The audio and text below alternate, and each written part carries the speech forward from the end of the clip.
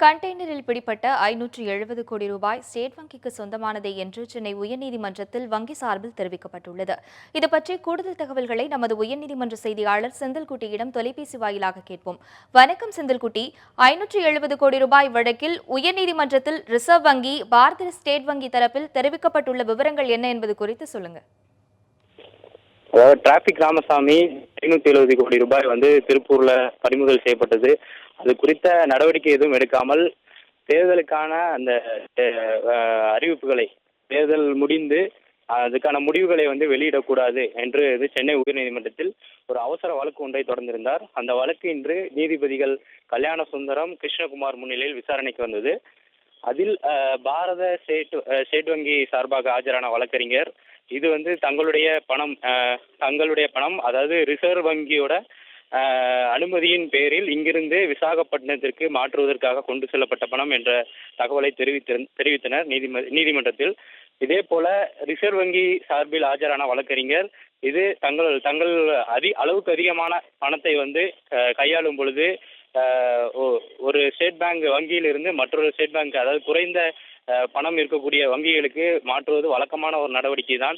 அதன்படிதான் இந்த 570 கோடி ரூபாயும் மாற்றுவதற்கான ஒரு நிகழ்வின் போது இந்த மாதிரி ஒரு அங்கு தேர்தல் அதிகாரியாக இருந்தவர்கள் இதை கைப்பற்றி இருக்கிறார்கள் என்ற தகவலை தெரிவித்தனர்.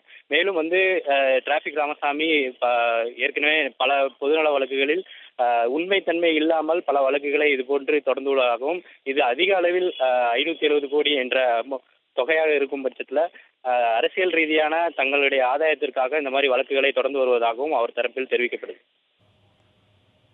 செந்தில்குட்டி, இந்த வழக்குல உயர்நீதிமன்றம் என்னென்ன உத்தரவுகளை பிறப்பித்திருக்காங்க, அது பற்றி சொல்லுங்க. உயர்நீதிமன்றம் இந்த விசாரணையை இந்த காலை ஏற்றுக்கொண்டது.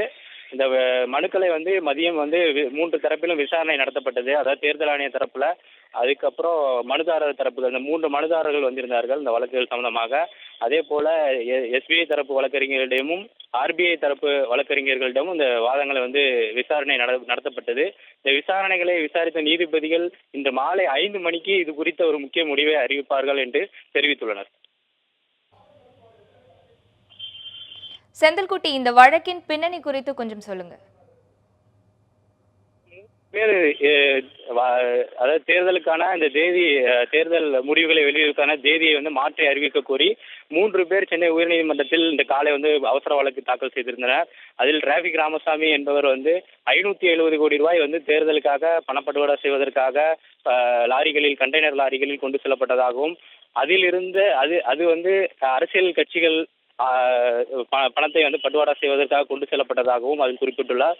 மேலும் அந்த பணம் குறித்த எந்த ஒரு நடவடிக்கையும் எடுக்காமல் தேர்தல் முடிவுகளை வெளியிடக்கூடாது என்ற அவர் மனுவில் குறிப்பிட்டிருக்கார். அதே போல சட்ட பஞ்சாயத்து இயக்கத்தை சார்ந்த செந்தில் ஆறுமுகம் என்பவர் மற்றொரு வழக்கு தாக்கல் செய்துள்ளார். அதில் அனைத்து தொகுதிகளிலும் ஒரே நாளில், அதாவது 25ஆம் தேதி இந்த ஒட்டுமொத்த தேர்தலுக்கான முடிவுகளை அறிவிக்க வேண்டும், முன்னதாக நாளை 19ஆம் தேதி அறிவிக்கக்கூடாது என்பதை அவர் வலியுறுத்தியிருந்தார்.